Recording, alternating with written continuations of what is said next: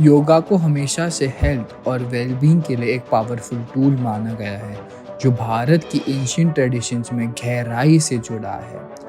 आज जो हमारे पॉडकास्ट के गेस्ट है डॉक्टर सुनंदा जी राठी, एक बहुत इम्पोर्टेंट टॉपिक पर बात करने वाले हैं, जो कि है ओबेसिटी। अक्सर वजन बढ़ने का कारण होता है स्ट्रेस, एंजाइटी या इमोशनल ईटिंग। जब हम अपने इमोशंस को कंट्रोल नहीं कर पाते तो इसका असर हमारे बॉडी पर दिखाई देता है। लेकिन ये इम्पॉर्टेंट है समझना कि योगा सिर्फ फिजिकल प्रैक्टिस नहीं है, ये आपके माइंड को भी बैलेंस करता है, आपको अपने स्ट्रेस और इमोशंस को कंट्रोल करने में हेल्प करता है। आज के फास्ट पेस्ड वर्ल्ड में जहाँ क्विक फिक्सेस और अनरियलिस्टिक एक्सपेक्टेशंस हर जगह है, योगा एक होलिस्टिक अप्रोच देता है जो सिर्फ वेट मैनेज करने में मदद नहीं करता, बल्कि आपको मेंटली और इमोशनली स्ट्रांग बनाता है। So I urge all of you to watch this podcast till the and.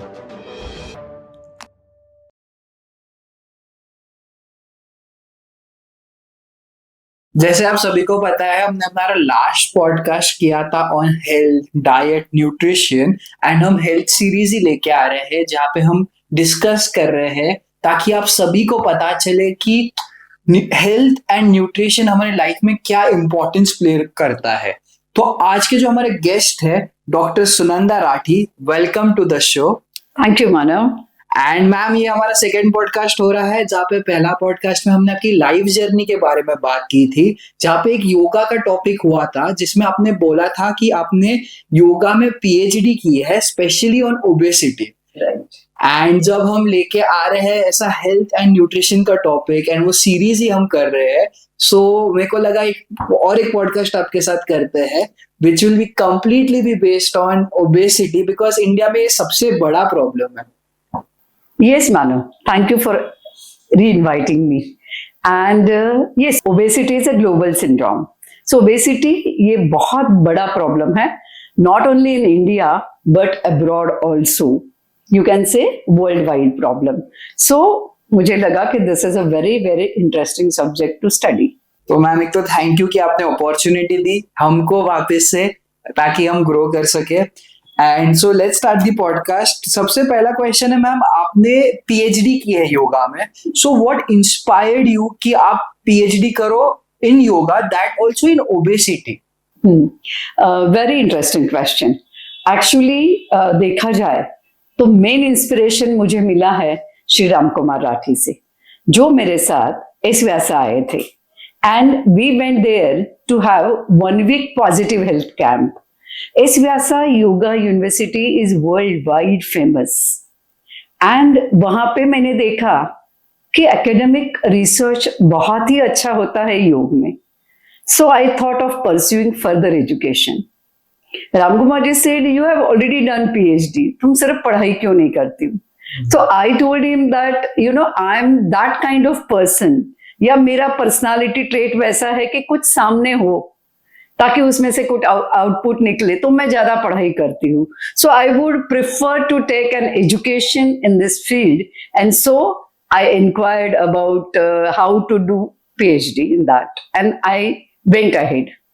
It is around about say 2014 I started doing my PhD.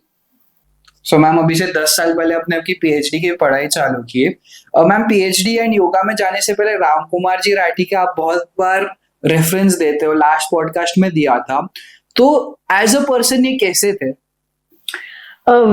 As a person जिसको हम कह सकते हैं कि angel on this earth, was well wisher of everybody. उनके contract में कोई भी आए तो वो उसको क्या चाहिए, और आप देखते हैं ना जनरली लोग जाते हैं पूछने को, इनके पास लोग तो बहुत जाते थे, बहुत सारे सवाल, आर्बिट्रेशन है, कोई भी प्रॉब्लम है, जाते थे, बट इनकी खासियत ऐसी थी कि ये भी किसी के प्रॉब्लम के पास खुद भी पहुंच जाते थे और फाइंड आउट करते थे, और उनका इंटेंशन हेल्प करने का ही रहता था। तो he was an inspiring and again 2004 में वो योग में आए थे स्वामी रामदेव जी उनके योग गुरु थे और उनके कारण वो इंस्पायर हुए थे। तो मेरे वो सोशल गुरु भी जिसको आप कह सकते हो, मेंटोर, कि सोशल वर्क में काम करते हुए भी उन्होंने मुझे बहुत हेल्प की। So Ram Kumar ji was a mentor for me for all field, whether it's education, whether it's social, whether it's yoga. Okay ma'am, जैसे आपने बोला कि आपके सोशल गुरु थे, आपको योग में ये लेके आए, बट जब हम कुछ रिसर्च करते हैं या उसकी पढ़ाई करते हैं, हमें हमेशा किसी के अंडर गाइडेंस लेनी पड़ती है because it's a completely new subject. तो जब आप योगा में गए, एस व्यासा में गए, वहां पे आपको किसने गाइड किया for this going into obesity या उसके ऊपर रिसर्च करने में मदद की आपकी? मैं बताना चाहूंगी कि मैंने तो सिलेक्ट किया था subject stress management, which is a very common, and I thought कि I did my first PhD in management, so let's have PhD in stress management in you. But Dr. H.R. Nagendra ji, जिनके बारे में आपने सुना होगा, he was that time chancellor of S. Vyasa University, and I am really lucky and blessed कि he guided me and he suggested कि now what is a major problem, and major problem in adolescent and children worldwide, it's obesity. So he advised me to do PhD in this subject, that integrated approach of yoga therapy for adolescent. And my guide, another guide, Dr. Padmini Tekur, she did her MBBS and she did her research in back pain. So she was my guide. And Nagratna Didi, who is heading this Arogya Dhama at S. Vyasa, she did her MD FRCP from London, and she helped me. So there are 3 people who guided me for my research: H.R. Nagendra ji, Dr. Nagratna Didi, and Dr. Padmini Tekur. Okay so मैं सभी जो ये चीज podcast सुन रहे हमारा, एक तो आप सभी को मैं पहले पॉडकास्ट में भी बोला था कि एक बुक पेन पेपर लो ताकि नोट्स बना सको एंड वो चीजें आपको अप्लाई कर सको। अब आप अगर सोचते होगे कि ये क्वेश्चंस क्यों पूछे, मैं आप सभी को बताना चाहता हूँ कि जो हमारे गेस्ट है वो कितना नॉलेज कैरी करते हैं, कितना रिसर्च किया है, तब जाके हम गाइड कर रहे हैं लोगों को। ऐसे ही किसी को हम लाके गाइड नहीं कर रहे। दैट्स व्हाई मैं आपको बताना था कि जो मैम है, she has been guided by many people who are very knowledgeable. So अगर आप ये अप्लाई लाइफ में अप्लाई करोगे, so it will be really helpful for you guys. So please एक बुक पेन पेपर साथ में रखना, नोट्स बनाओ। एंड ये चीज मैं बार बार बोलता हूँ बिकॉज आपको ये पॉडकास्ट से बहुत कुछ सीखने को मिलेगा।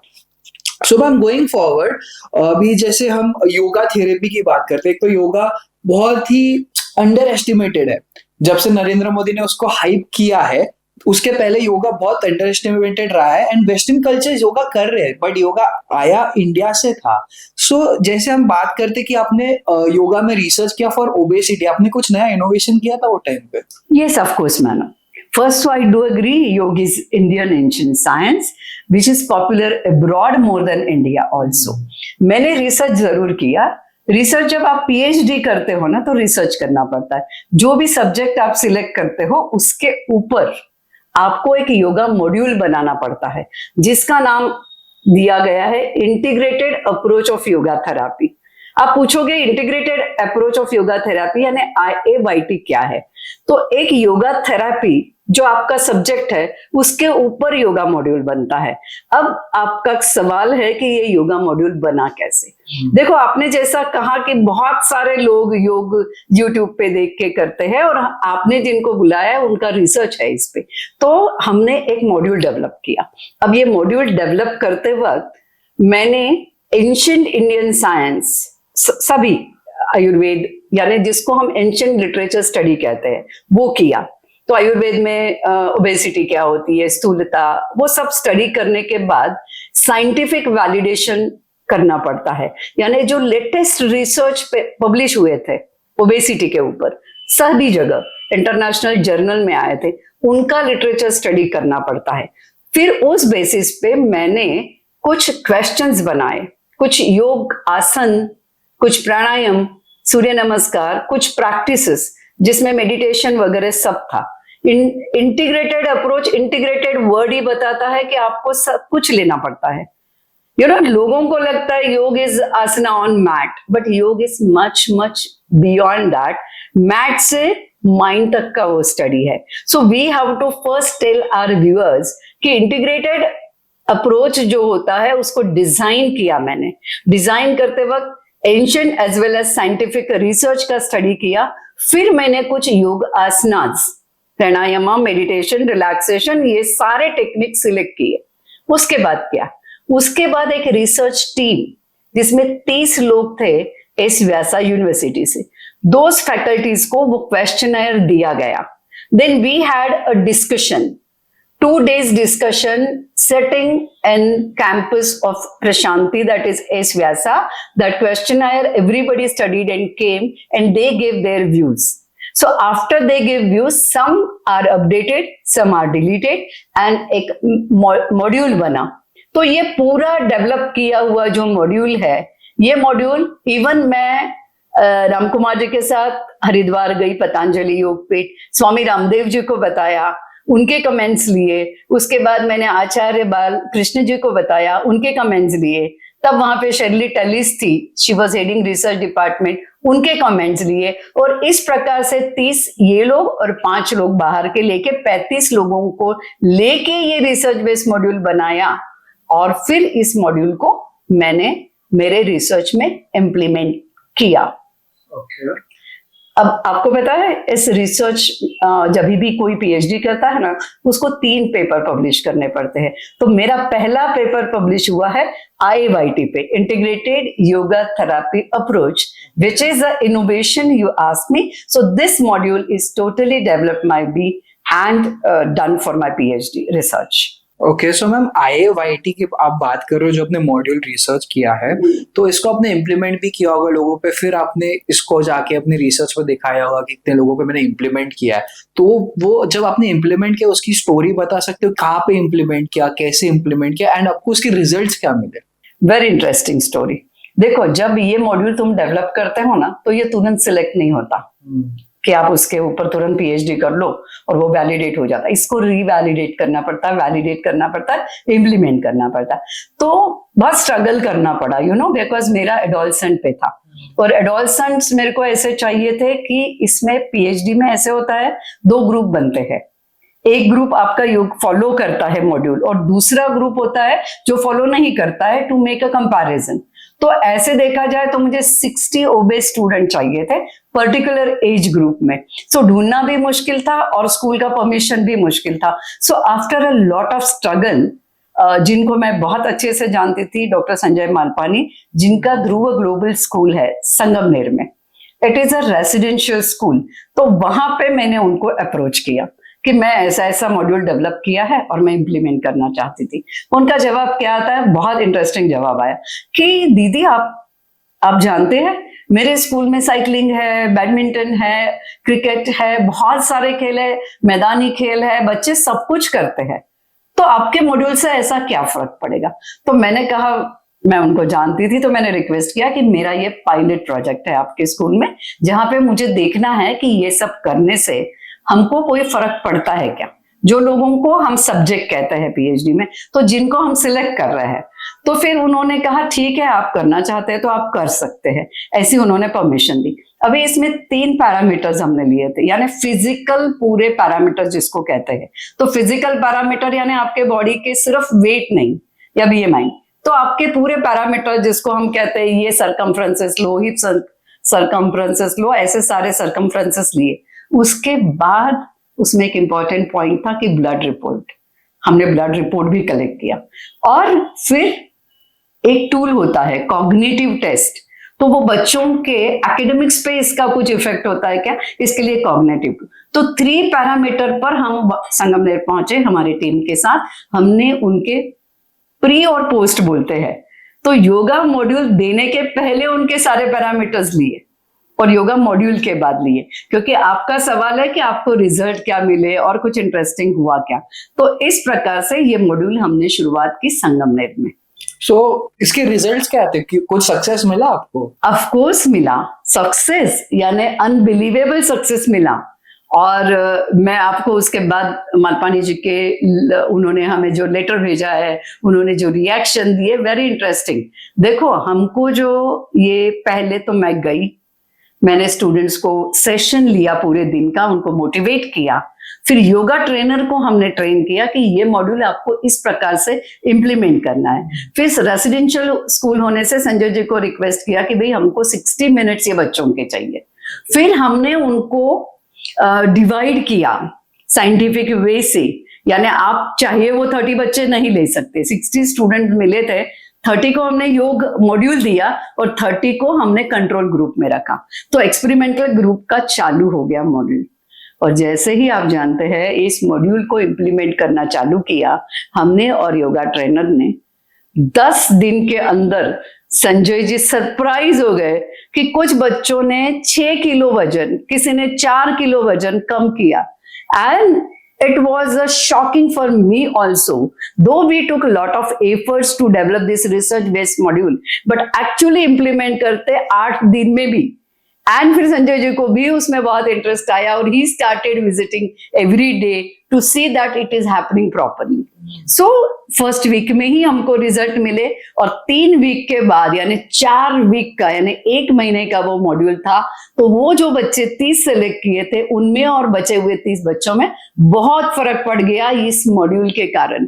और फैंटास्टिक रिजल्ट, यानी जब उसमें हमने एक डॉक्टर को इन्वॉल्व किया था, जो डॉक्टर वो मेडिकल रिपोर्ट देख रहा था, उस डॉक्टर ने जो प्रेजेंटेशन दिया अनबिलीवेबल माना कि उनका बुरा कोलेस्ट्रॉल अपने इसमें होता है और अच्छा कोलेस्ट्रॉल होता है। तो अच्छा कोलेस्ट्रॉल बढ़ गया था और बुरा कोलेस्ट्रॉल कम हो, ये मेडिकल रिपोर्ट ने। फिजिकल पैरामीटर में तो बच्चों के सरकमफ्रेंसेस ऐसे कम हुए कि ताज्जुब होने लग गया था सबको।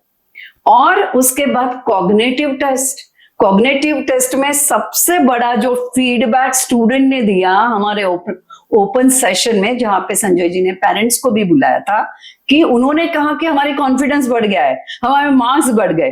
तो इस प्रकार से उनका वजन कम हो गया, फिजिकल पैरामीटर्स चेंज हो गए, उसके बाद उनके मेडिकल रिपोर्ट से रिजल्ट अच्छे आए और सबसे ज्यादा कॉन्फिडेंस लेवल, यानी जो बच्चों को, क्योंकि मैं बताती हूँ कि अपने को लगता है कि obesity matters for look and feel, but वैसा नहीं होता है। ओबेसिटी में बच्चों को स्ट्रेस आता है, टेंशन आता है, वो शाय हो जाते, वो बाहर जाना नहीं चाहते, फिर वो टीवी के सामने बैठते, सेडेंटरी लाइफस्टाइल बदलती है, फिर टीवी के सामने कुछ खाने लग जाते, इतनी सारी बातें होते रहती है। वो सबसे ये बच्चे बाहर आ गए और उन्होंने कहा कि really now we are enthusiastic, हमारे अंदर एक नया एंथुजियाज्म आया है। तो it was not working only on obesity.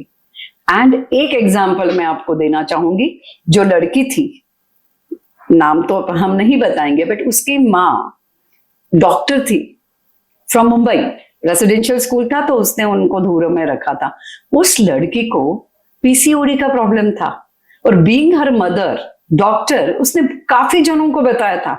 उसने कहा कि 1 महीना योग करने के बाद इसको ऐसे लग रहा है इसका पीसीओडी का प्रॉब्लम सॉर्ट आउट हो गया। और बाद में ये मॉड्यूल कंटिन्यू किया संजय जी ने, तब किया था 2016 में हमने, मगर आज भी ध्रुव एकेडमी में ये मॉड्यूल कंटिन्यू है और ये मॉड्यूल चल रहा है 3-3 महीने और बच्चों के रिजल्ट्स देखने लायक है। तो रियली इट्स वेरी इंटरेस्टिंग कि पीसीओडी के जैसे भी प्रॉब्लम कम होते हैं, बीपी के प्रॉब्लम कम होते हैं, कॉग्निटिविटी बढ़ जाती है, बच्चों के एकेडमिक्स में फर्क पड़ता है। तो real this was an invention, research based develop module, but it gives us a very very good result at our pilot study only. Okay, so ma'am जैसे IIIT में बोला आपने, इतना ज्यादा फर्क मिला लोगों को, 1 हफ्ते में ही फर्क दिखने लग गया था, जो आजकल के डाइट से कीटो, इंटरमिटेंट फास्टिंग, ये इतने जल्दी रिजल्ट्स नहीं दिखाते। तो हम क्या करते हैं ना, जैसे हमारे लोगों को भी पता होना चाहिए कि उन्होंने IIIT में क्या क्या अपने कराया, तो थोड़े लाइव एग्जांपल्स करते हैं हम, ताकि अगर किसी को यूज करने हैं तो वो डेली लाइफ में यूज कर सकते हैं, जिससे थोड़ा तो भी फर्क आएगा। ऑब्वियसली अगर उनको प्रॉपरली करना है तो उनको as a coach, as a mentor किसी को लेके करना चाहिए, बट ऐसे कुछ एक्सरसाइजेस जो कि वो कर सकते हैं जिससे कम से कम 1% तो फर्क पड़े उनको, बिकॉज 1% मैटर्स अ लॉट। 1% की तुम बात कर रहे हो, मैं तो गारंटी देती हूँ कि यदि साइंटिफिकली वो सीखते हैं, तुमने बहुत राइटली बताया कि कोई कोच और मेंटोर, यानी यूट्यूब वगैरह देख के नहीं, साइंटिफिकली सीखते हैं। और योग में सबसे इंपॉर्टेंट होता है, जिसको हम, ये मॉड्यूल को हम प्रोटोकॉल कहते हैं। प्रोटोकॉल यानी एक सीक्वेंस होता है, और इसमें बहुत जरूरी है कि आप वो सीक्वेंस में करो, आपके मन में आया वैसा नहीं करो, क्योंकि इसके अंदर लूजनिंग एक्सरसाइजेस तो होते ही है ताकि आप अपने बॉडी को लूजन कर लो। लूजनिंग एक्सरसाइज के बाद सूर्य नमस्कार, सबको पता है, बहुत फेमस है वो सूर्य नमस्कार हम करते हैं। अभी सूर्य नमस्कार की इसमें 12 पोजेस है, और सूर्य नमस्कार जो हम सिखाते हैं ना, वो सूर्य नमस्कार में काफी ब्रीदिंग टेक्निक्स इन्वॉल्व होते हैं, ताकि आप जो भी एक्सरसाइज करते हो ना, चाहे आप जिम में कर रहे हो, आप ये कर रहे हो, उसमें ब्रीदिंग टेक्निक्स नहीं होते। तो कब ब्रीद इन करना है और कब ब्रीद आउट करना है, ये बहुत इंपॉर्टेंट होता है। और सूर्य नमस्कार के बाद हम आपको कुछ आसनास देते हैं, योग आसना जिसको कहते हैं।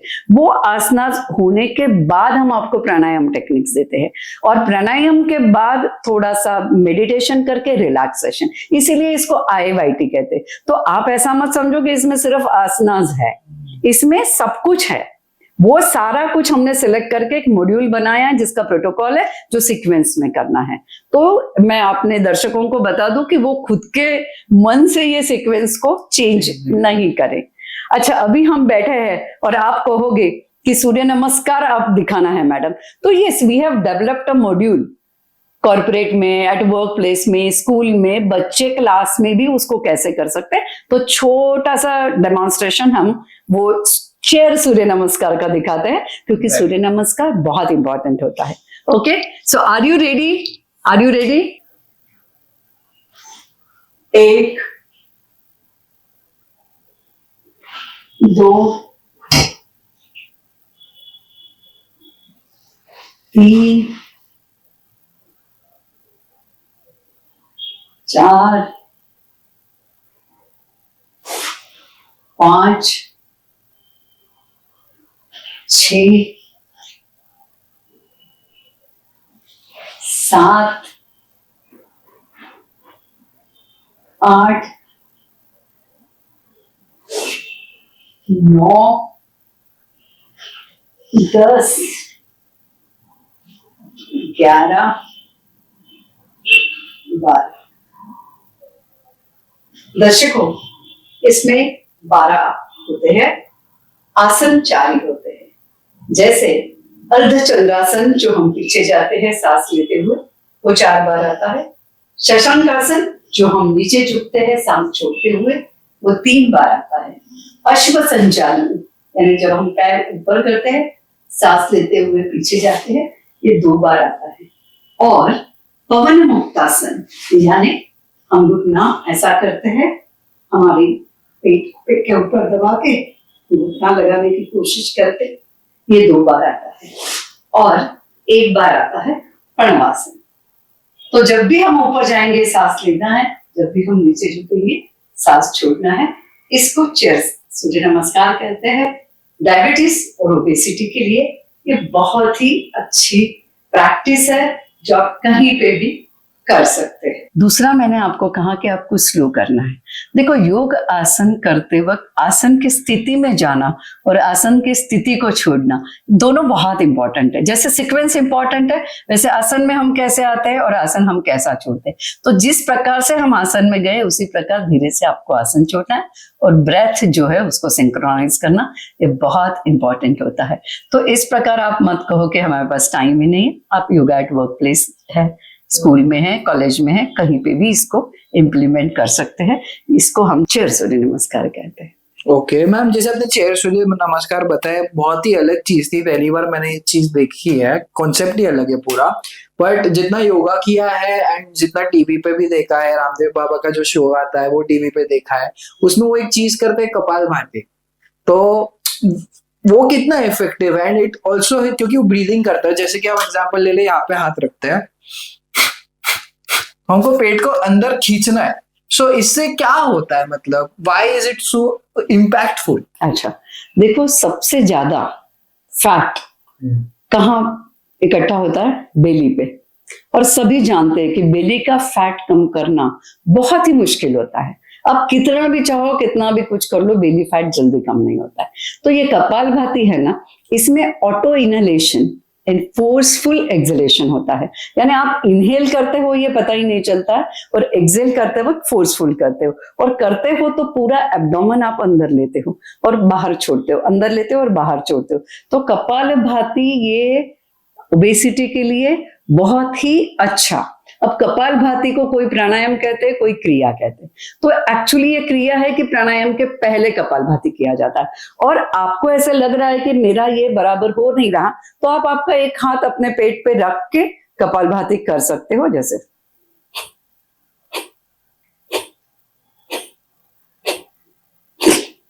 इस प्रकार से आपको पेट बाहर छोड़ना है, फोर्सफुल एक्सलेशन करना है। और इस वक्त जिसको योग का ज्ञान है उनको मैं कहना चाहूंगी कि आपको आपके मूलाधार चक्र पे कंसंट्रेट करना है और फोकस करना है कपालभाति। मगर एक बात जरूर कहना चाहूंगी कि जिनको हाई बीपी है वो कपालभाति ज्यादा नहीं करे, 60 स्ट्रोक करके छोड़ दे। बाकी आप जैसे युवा 60, 120, 180 करते करते इसको 500 तक भी ले जा सकते हैं, और आप सुबह शाम दोनों टाइम कर सकते हैं। खाली पेट करना है कपालभाति को, खा पी के नहीं। बिकॉज मैम जैसे आपने बताया कि जैसे एक इम्पोर्टेंट चीज आपने बोली थी, ये तो हमने आसन्स की बात की, एक इम्पोर्टेंट चीज बोली, जब वेट हमारा बढ़ता है लोग बाहर जाना बंद करते हैं, स्ट्रेस बढ़ता है, एंजाइटी बढ़ती है, बिकॉज दे स्टार्ट कंपेयरिंग कि भाई वो अच्छा दिख रहा है, मैं अच्छा नहीं दिख रहा हूँ। तो जब हम ऐसा करते हैं, एंड आई बिलीव कि कोई भी टाइप का वर्कआउट करो, अगर आप अंदर से अच्छे रहोगे ना तब भी आप बाहर से अच्छे दिखोगे, फिर आप मोटे रहोगे तो भी आप अच्छे दिखोगे।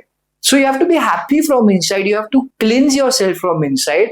And जितना जिम और ये सब क्लींस नहीं कर सकते ना अंदर से, उतना योगा कर सकता है, because yoga is all about your inner self. So ma'am going forward, जैसे हमने आसन्स की बात की है एंड वी टॉक्ड अबाउट, आपने जैसे सारे एक्सरसाइज बताए, तो जब आप ये रिसर्च कंडक्ट कर रहे थे आपने कोई स्पेसिफिक डाइट दिया था इन बच्चों को? सी डाइट इम्पोर्टेंट होता ही है, यू नो, डाइट आप कैसे करते हो, क्या खाते हो। तो मेरा तो कहना है, मानो I don't believe in keto diet और तुम 2 टाइम ही खाओ, इन बिटवीन मत खाओ, ये सब चीजों से सात्विक डाइट जो अपना है, जो हमारे आयुर्वेद के हिसाब से सात्विक डाइट जिसको कहा गया है। अब क्या हो गया है कि सात्विक डाइट में राइस आ गया, दाल आ गई, सलाद आ गया, कोशिम्बीर चटनी, सब कुछ आता है, तो स्प्राउट्स भी होते हैं।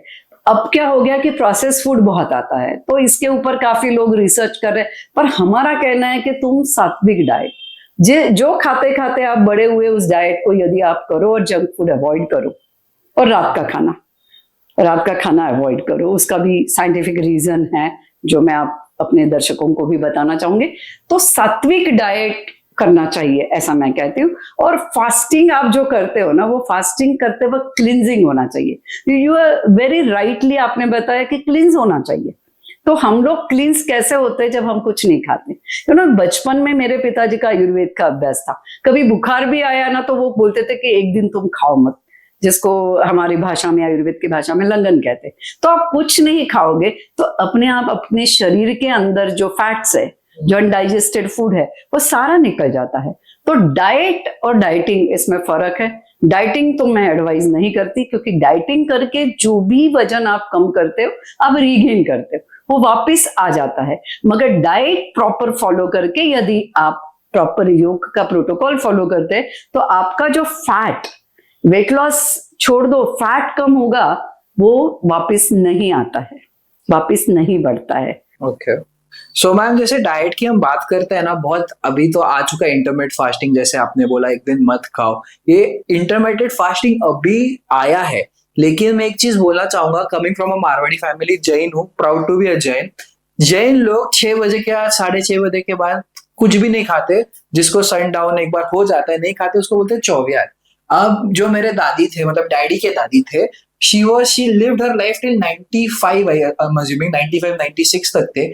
क्यों थे? 6:30 के बाद कुछ नहीं खाते थे, तलावा नहीं खाते थे, एक फिक्स मेन्यू था उनका, उतना ही खाते थे। सब्जी इधर उधर, कभी पालक हो गया, मेथी हो गया, दाल चावल, पालक खा लिया, शाम को भी दाल चावल एक सब्जी खा ली, जो आप सात्विक डाइट की बात कर रहे हो। सो योगा में क्या हुआ है ना, जितना मैंने रिसर्च भी किया था या पढ़ा है योगा के बारे में, 3 चीजें होती है। एक हो गया आपका सात्विक गुना, जो कि होता है प्योरिटी एंड हेल्थ। दूसरा होता है रजस गुना, जिसको बोलते हैं जिससे जो खाने से स्ट्रेस, एंगर एंड मल्टीपल चीजें आपको होती है। और तीसरा होता है तमस गुना, जिससे लेजीनेस और डलनेस आती है। तो इसके भी 3 फूड प्रकार इन्होंने बताए, जैसे हो गया सात्विक फूड, राजसिक फूड एंड तमसिक फूड। प्रोनाउंसिएशन थोड़ा गलत हो सकता है बट ओके। सात्विक फूड में जैसे आपने बोला एनर्जी लेवल्स ऊपर जाते हैं, जैसे हमने होल ग्रेन्स खा लिए, नट एंड सीड्स खा लिया, sweet fruits, fresh vegetables and pure form of sugar that is Honey लिया, तो इससे आपके एनर्जी लेवल्स ऊपर जाते हैं। तो अगर हम बात करें विराट कोहली सर की, जो कि क्रिकेटर है, वो क्या कर रहे हैं, वो बॉइल्ड फूड खाते हैं, नट्स खाते हैं, सीड्स खा रहे हैं, ग्रेन्स खा रहे हैं, उसकी वजह से उनका एनर्जी लेवल इतना ऊपर है। एंड जबकि हम हमारे रेगुलर लाइफस्टाइल में देखें, जो बच्चों को देखे, वो लोग पूरा तमासिक फूड खा रहे हैं, तामसिक फूड खा रहे हैं, जिसमें फ्राइड फूड, तला हुआ खाना, तला हुआ मोमोज, पाव भाजी, पिज्जाज, बटर वाला खाना। सो इट्स लाइक कि ओके आप लोग खाओ, but at least Monday to Saturday आप लोग एक सात्विक डाइट प्लान फॉलो करो, एक दिन रखो जहाँ पे आप एंजॉय कर सको, तो वो बैलेंस आउट होते हुए चलेगा। बिकॉज जितना आप लाइफ में बैलेंस रखोगे ना, उतना सस्टेनेबल आप लॉन्ग टर्म तक रहोगे। बिकॉज आज हम देख रहे हैं 24 साल के लड़के को हार्ट अटैक आ रहा है, 21 साल के लड़के को हार्ट अटैक आ रहा है। रीजन ये नहीं हो सकता कि खाना बराबर नहीं खा रहा, स्ट्रेस है, एंजाइटी है, मेंटल प्रेशर है, बट मेनी चीजें है। बट अगर हम अंदर से खुश नहीं है, उसके वजह से तो वो सारी चीजें हो रही है। सो बी एक प्रॉपर डाइट होना एक बहुत इंपॉर्टेंट चीज है, बिकॉज ये आपको हेल्प करता है आपकी डेली ऑफिस में भी, आपको एनर्जी लेवल मेंटेन करने के लिए। सो ये सारी चीजें है। तो do you think I am saying the right things, इसको कुछ आपको करेक्ट करना है? नहीं मानव, आप जो बता रहे हो ना, जो भगवद गीता में भी दिया है, हमारे चरक संहिता में भी दिया है, तो भगवद गीता भी कहता है सत्व रज तम। सत्व रजत तम ये इंसान की प्रवृत्ति भी होती है। और इंसान की प्रवृत्ति आप जानते हो कहाँ से बनती है? कहाँ से? खाने से। हम क्या खा रहे हैं वैसे हम बनते हैं। यदि हम सात्विक डाइट का खा रहे हैं, कुछ अच्छा पढ़ रहे हैं, कुछ अच्छा सुन रहे हैं, तो हम सत्व की ओर जाते हैं। सत्व सात्विक गुण यानी संत। अब तुमने तुम्हारे दादी की बात की, वो दादी एक संत ही थी जिसने कुछ फॉलो किया लाइफ में और वो करती गई। तो तामसिक फूड आदमी में लिथार्जी लाता है। हाँ, वो आदमी को कुछ करने की इच्छा ही नहीं होती, वो इनएक्टिव बन जाता है। और जैसे ही वो इनएक्टिव बन जाता है, उसकी ओबेसिटी बढ़ती है, उसका वजन बढ़ता है, उसका स्ट्रेस बढ़ता है, और फिर वो डायबिटीज है, हार्ट अटैक है, ऐसी जगह चला जाता है। तो जैसे योग का एक प्रोटोकॉल फॉलो करना इंपॉर्टेंट है, वैसा ही हम क्या खा रहे हैं, इसका आजकल बहुत रिसर्च हो रहा है। बट यदि हम हमारे इंडियन एंशिएंट साइंस के पास चले जाए, जैसे अब योग के पास जा रहे हैं, आई एम वेरी हैप्पी कि आपने आपके हेल्थ के इस पॉडकास्ट में योग को लाया है, बिकॉज योग करने से आदमी की ये गुण भी बदलते हैं। वो धीरे धीरे तमस से रजस, रजस से सत्व की ओर भी जाता है, because it is total purification. तो आहार जिसको कहते हैं, इसमें छोटा सा एक भगवत गीता का श्लोक मैं आपको सुनाऊंगी। युक्त आहार विहारस्य, युक्त आहार विहारस्य, युक्त चेष्टस्य कर्मसु, युक्त स्वप्नावबोधस्य योगो भवति दुःखः। आपने क्या कहा? हैप्पीनेस।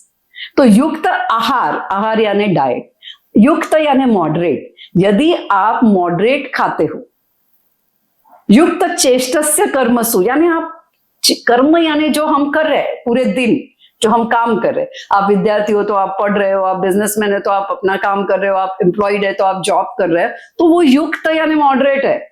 यानी आप 8 घंटा काम कर रहे हो और बाकी टाइम नहीं कर रहे हो, इसको युक्त कर्म भगवद गीता कहती है। तो युक्त आहार विहारस्य, युक्त चेष्टस्य कर्मसु, युक्त स्वप्नावबोधस्य, आपकी जो नींद है ना वो मॉडरेट होनी चाहिए। हम बहुत लेट सो रहे हैं और बहुत लेट उठ रहे हैं, ऐसा नहीं है। जैसे आपकी दादी 6 साढ़े 6 के बाद में खाती ही नहीं खाती थी तो जल्दी सोती थी, तो जल्दी उठती थी, तो उनका दिन जो होता था वो भगवत गीता जैसे था। तो युक्त न स्वप्नावबोधस्य योगो भवति दुःखः। तो ये 3 मॉडरेट करने के बाद आप यदि योग भी प्रॉपर फॉलो कर रहे हो, तो आपके सारे दुख, they are not only related to your health, they are related to your stress also, they are related to your everything। तो ये तो कितना 4 लाइन में भगवत गीता ने आपके इसका वर्णन किया है। तो हम लोग ये क्यों फॉलो नहीं करते? इंडियन सिस्टम में था। आपकी दादी, मेरी तो दादी सास जो 105 साल की होने के बाद गई, उनके दांत अच्छे थे, उनके बाल काले थे, वो एंड तक न्यूज़पेपर पढ़ती थी, उनको चश्मा नहीं लगा था। क्यों? क्योंकि आहार ही वैसा था। आज मेरी मम्मी 92 कंप्लीट होके 93, शी इज सेल्फ सफिशिएंट, वो सब कुछ अपना कर रही थी। If you will see my husband doctor Surendra Rathi, who is a dentist by profession, he has his proper खाना पीना, इंडियन खाना उनको पसंद है। बाहर भी जाते तो हम कभी बोलते फॉरेन में चले गए तो आपको कभी ये टेस्ट करना, वो बोलता इंडियन खाना इज खाना। तो मैं ऐसा नहीं कहूंगी इंडियन, बट एक सात्विक फूड आपका रहे और आपका एक्सरसाइज, फिर वो योग रहो या और कुछ रहो, वो प्रॉपर रहे, मॉडरेट जिसको आप कहते हो, तो आपको जिंदगी में कोई भी प्रॉब्लम नहीं आने वाला। Same is case with obesity. If you are following proper diet and if you are doing exercise, जब हमने एक module, research based module develop किया है, साइंटिफिकली उसको पब्लिश किया है, उसको पहले ध्रुव में किया जो पायलट था, उसके बाद उसका मेन स्टडी मैंने पूना में, महाराष्ट्र की स्कूल है, कर्नाटक हाई स्कूल में 3 महीने के लिए किया, 3 months, क्योंकि एक पायलट वो था कि just to validate the module कि इसका रिजल्ट मिलता है क्या।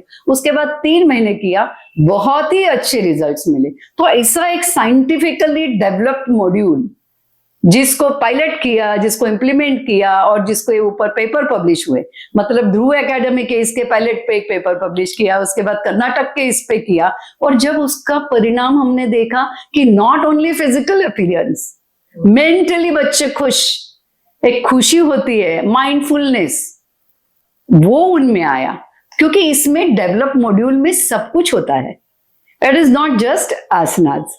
तो हमारी जर्नी तमस से रजस और रजस से सत्व की और होनी चाहिए, और आहार यानी हमारा खाना इसका बेस होता है, ये मैं आपको बताना चाहूंगी। और आपने बहुत सही सवाल किया।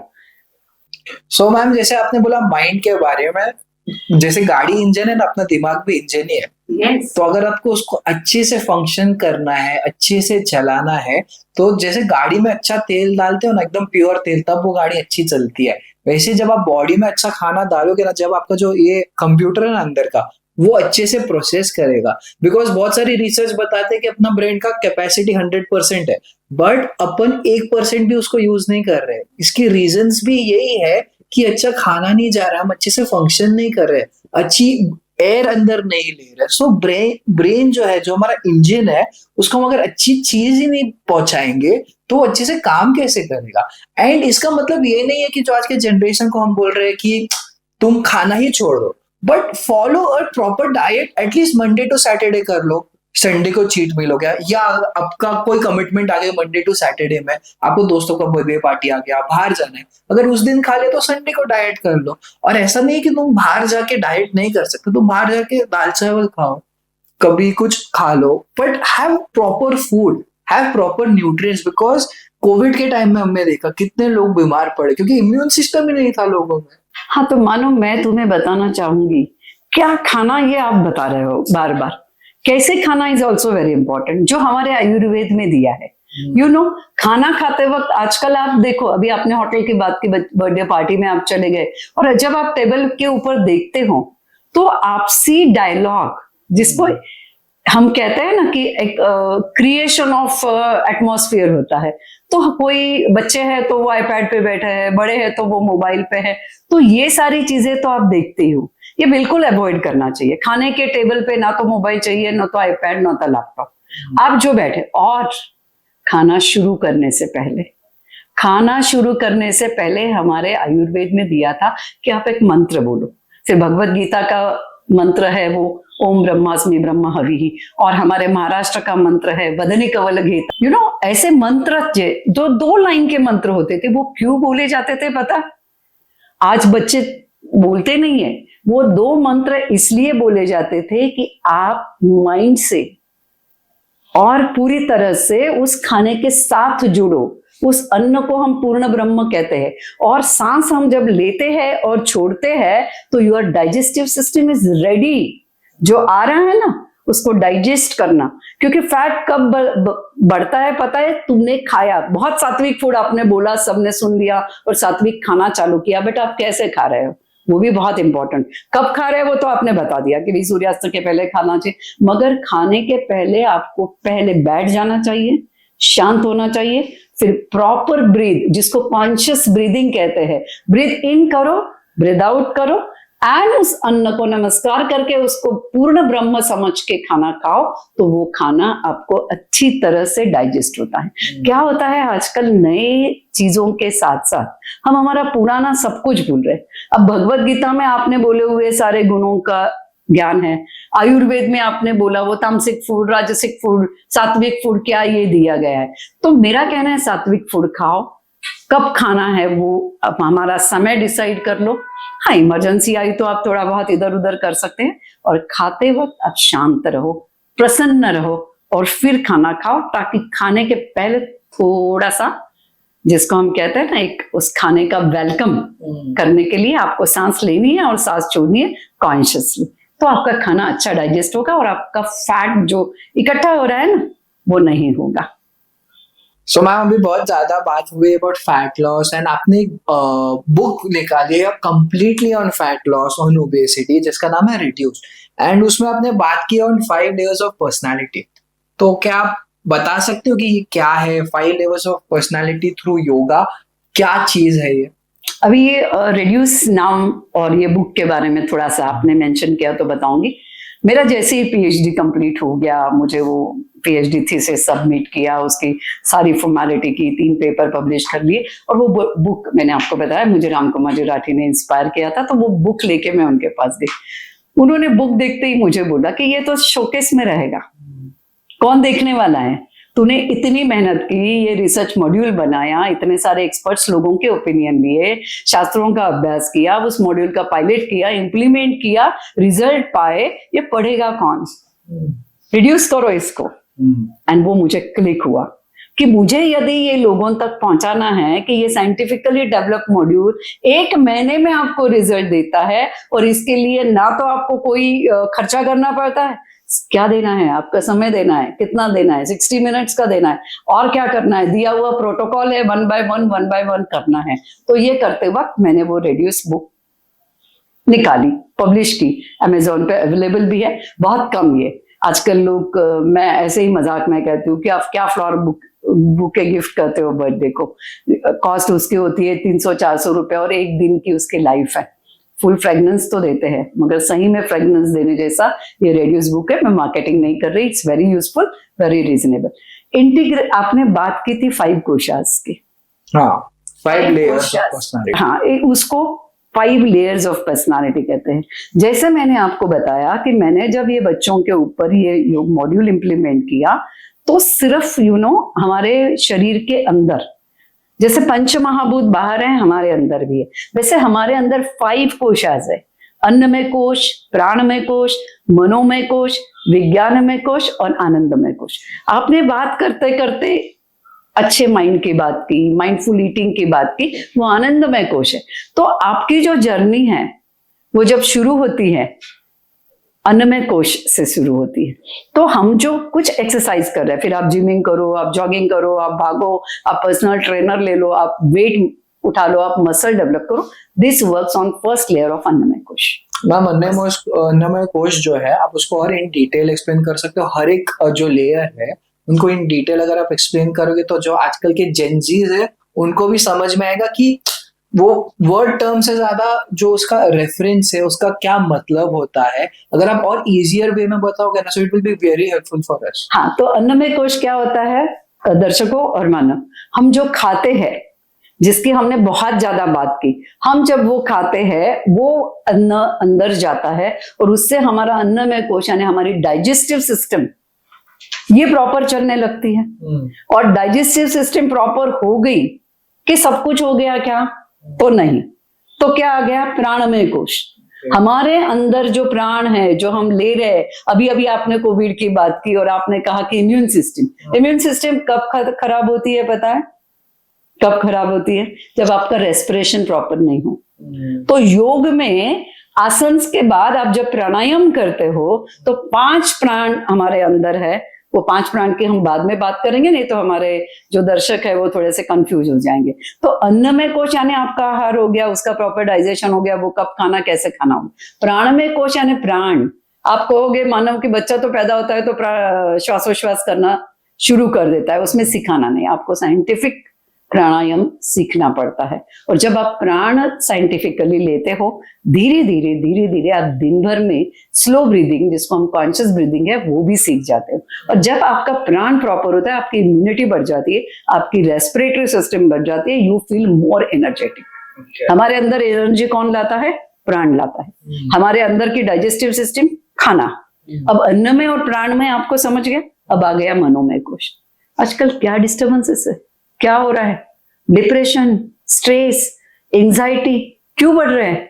क्योंकि आपका माइंड, आपके माइंड में आने वाले थॉट्स, निगेटिव थॉट्स आ रहे हैं, उनको पॉजिटिविटी के पास ले जाना है। ज्यादा थॉट्स आ रहे हैं, उनको सब करना है। ये सब करता है मनोमय कोश। और इसके लिए योग प्रोटोकॉल में मेडिटेशन दिया जाता है। तो अन्नमय हो गया, प्राणमय हो गया, मनोमय हो गया। तो मनोमय कोश में हम लोग मेडिटेशन की प्रैक्टिस करते हैं। जैसे आप जिम में जाके मसल्स डेवलप करते हैं, योग में मसल्स रिलैक्सेशन होता है कि आप दिन भर रजस मोड में रहते हैं।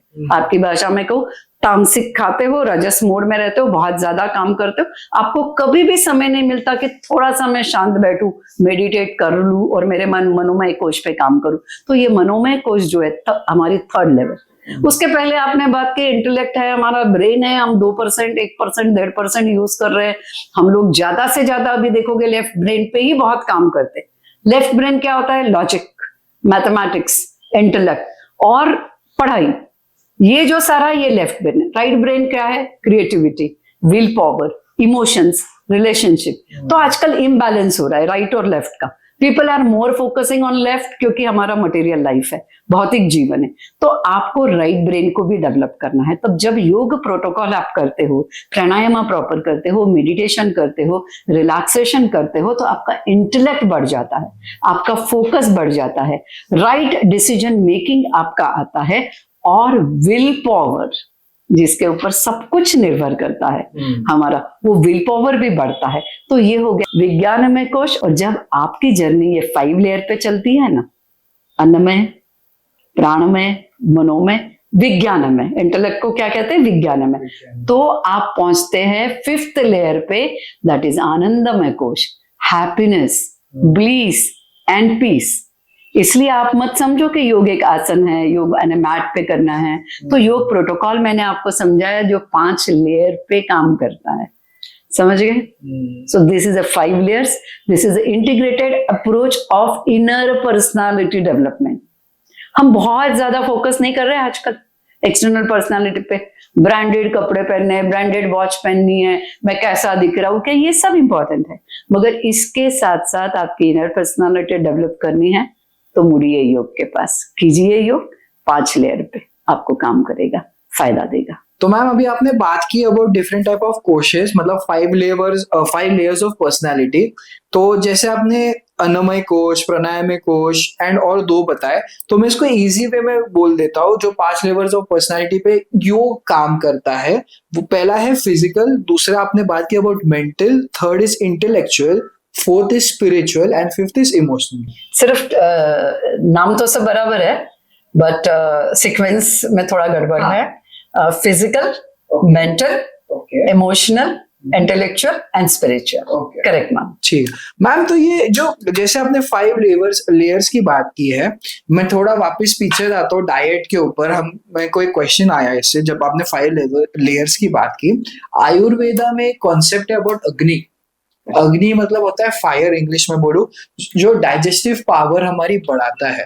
तो उससे फूड जल्दी डाइजेस्ट होता है, बिकॉज हर एक लोग पर्सन की जेनेटिक्स अलग होती है।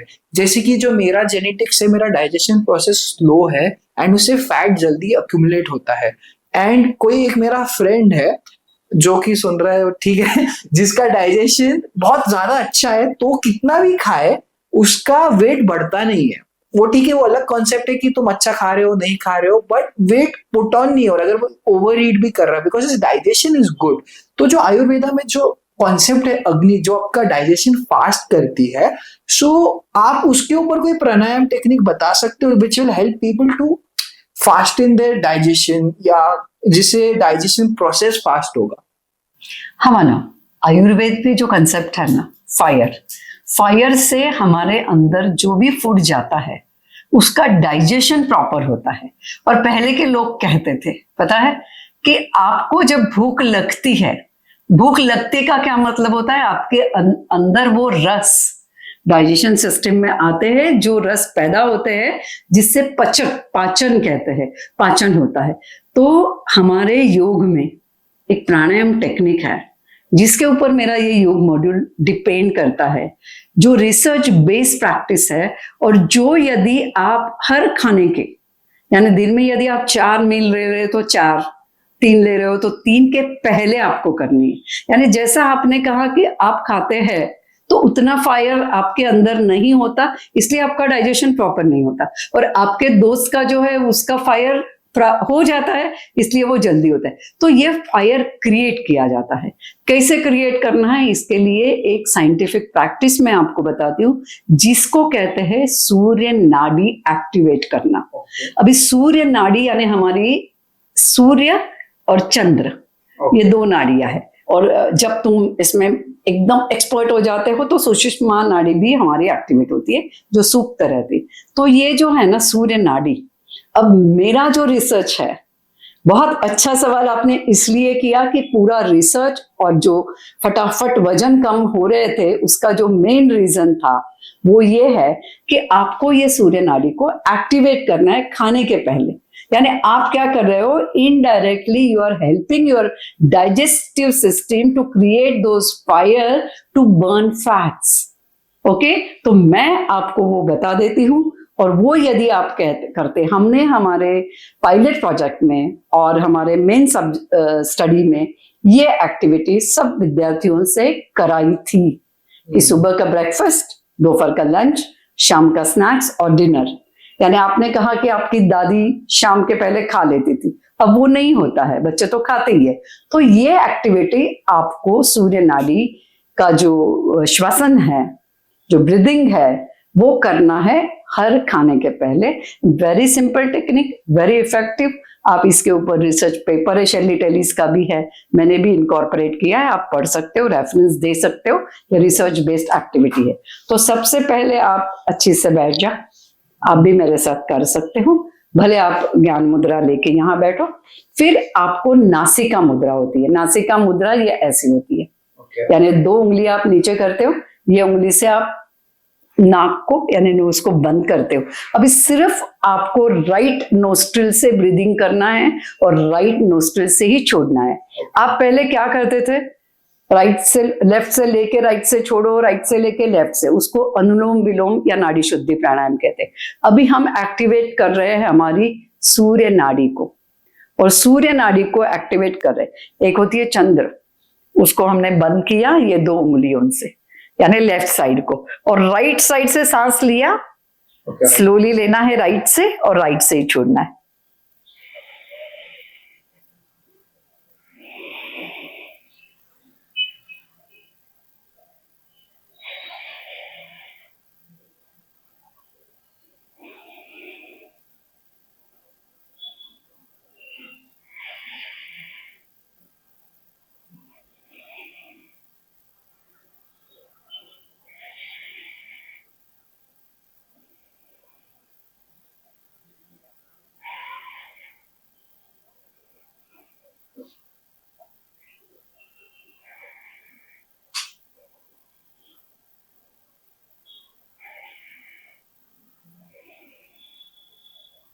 अभी हमने इसको 9 बार किया है, आपको 27 बार करना है। 27 टाइम बिफोर फूड यदि आप ये सूर्य नाड़ी का प्राणायाम करते हो, यानी राइट साइड से सांस लेना और राइट साइड से सांस छोड़ना धीरे से, लेने से छोड़ने का स्पीड आपका ज्यादा चाहिए, यानी आपने 6 अंक गिने हैं तो 8 अंक आप छोड़ते वक्त, और इस प्रकार से आप अपने अंदर फायर तैयार कर रहे हो, डाइजेशन सिस्टम को रेडी कर रहे हो।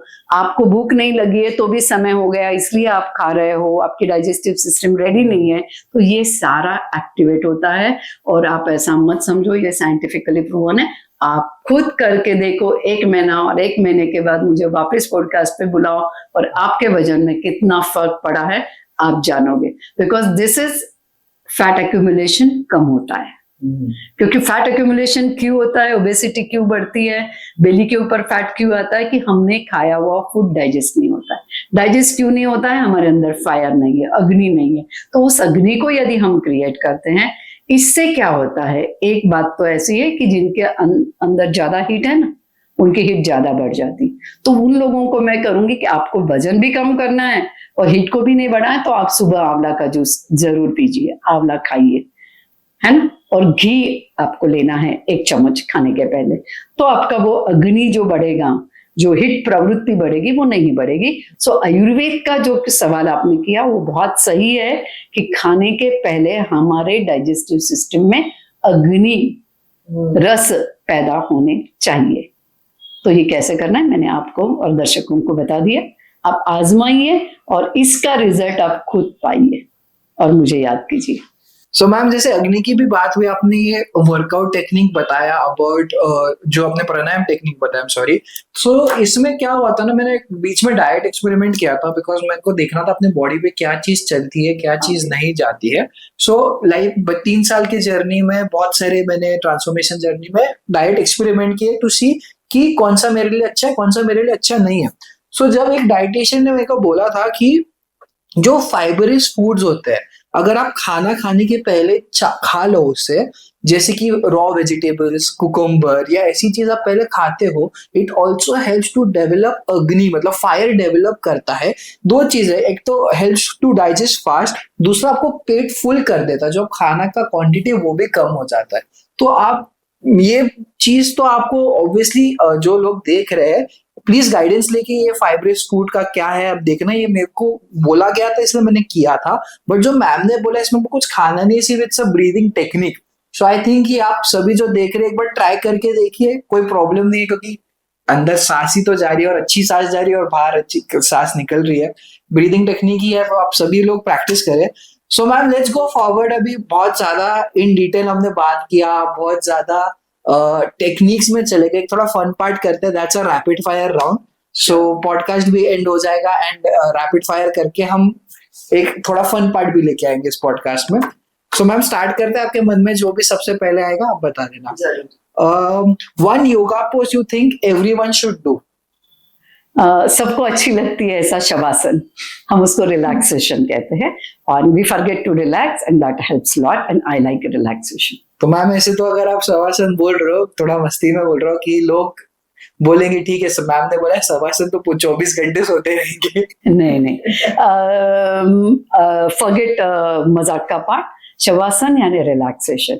एवरी पोस्चर्स यानी जो भी प्रैक्टिसेस आप कर रहे हो, उसके बाद यदि आप रिलैक्स नहीं होते तो वो प्रैक्टिसेस का हेल्प नहीं होता। और हर एक के पास समय नहीं होता है रिलैक्स करने को, क्योंकि हम घड़ी से चलते हैं ना कि 60 मिनट्स हो गए अभी हमको उठना। तो don't forget to relax and I like relaxation. Okay, the biggest myth about yoga and weight loss. Biggest myth of yoga is the yoga is for senior citizens. मैं जब 60 का होऊंगा तब योग करूंगा। हमारे प्राइम मिनिस्टर नरेंद्र जी मोदी ने तो उसको बहुत बदल दिया है। तो वो मिथ आप निकाल दो। योग 5 साल के बच्चे से आगे कोई भी योग यदि करता है, एक तो योगा वर्ड रॉन्ग है, वो बाहर से आया, हमारा शब्द योग है। और योग आसना से छुट के मैट से लेके माइंड तक का जर्नी है, 5 लेयर का जर्नी है, ये मैंने आपको बता दिया। हाँ मैम, बिकॉज जैसे लोग अभी जिम वगैरह ज्यादा करते हैं, वो करो, that's your personal choice, but साथ में एटलीस्ट आधा घंटा योगा को अपने लाइफस्टाइल में लेके आ जाओ। अगर आप 1.5 घंटा जिम कर रहे हो तो 1 घंटा करके आधा घंटा योग ले आओ, जिससे आपका माइंड रिलैक्स होगा, because it is really helpful. Because वो अंदर से आपको एनर्जी लेवल आपकी डेवलप करेगा। Yes. Going forward, your go to healthy snack. Dry fruits. Okay, one person who inspired your yoga journey. जो मैंने आपको बताया था, Narendra ji Modi He inspired, and his yoga guru is Dr. H.R. Nagendra, who is my guide for my PhD. So, Dr. Nagendra ji inspired me for my yoga journey. तो मेरा अगला question कुछ वैसा ही था, any celebrity with whom you would like to do a yoga session with? Of course, with our Prime Minister Narendra Ji Modi, and along with him, my guide, Dr. H.R. Nagendra Ji. Okay. One place or destination that you would like to perform yoga? I'm in India, भारतीय हूँ, हिंदू होने का मुझे गर्व है. Indian ancient science पे मेरा विश्वास है, तो हिमालय, नॉर्थ में कहीं भी, फिर वो ऋषिकेश हो, हरिद्वार हो, कहीं भी नॉर्थ में हिमालय Okay. गोद में. ओके, और मैम एक फेवरेट मंत्र आपका? फेवरेट मंत्र मानो मैं तुम्हें और सभी को देना चाहूंगी कि योग is a lifestyle, you know. ऐसा 1 महीना 2 महीना 3 महीना करके आप योग करो और छोड़ दो तो उसका कोई फायदा नहीं.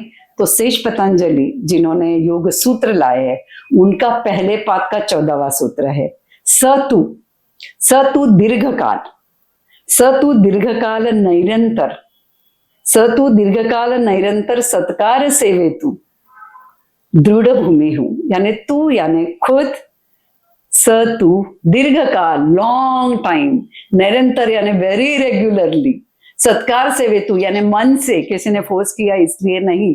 यदि तू ऐसा योग करता है तो तू जीवन में सब कुछ पा सकता है जो तू पाना चाहता है. Peace, bliss, success, health and happiness. Okay ma'am, end पे आते हैं रैपिड फायर के. बहुत अच्छा लगा आपके साथ ये पॉडकास्ट करके, बहुत कुछ सीखने मिला. बहुत लर्निंग वाला पॉडकास्ट था जहाँ पे हमारे अंदर से खुश रहना कितना इम्पोर्टेंट है इस बारे में हमने बात की, प्राणायाम के बारे में बात की. So thank you for the opportunity ma'am. Thank you Manav, thank you for inviting me. और हैप्पीनेस एनालिसिस पे फिर कभी बात करेंगे द मानव पॉडकास्ट पे. Thank you.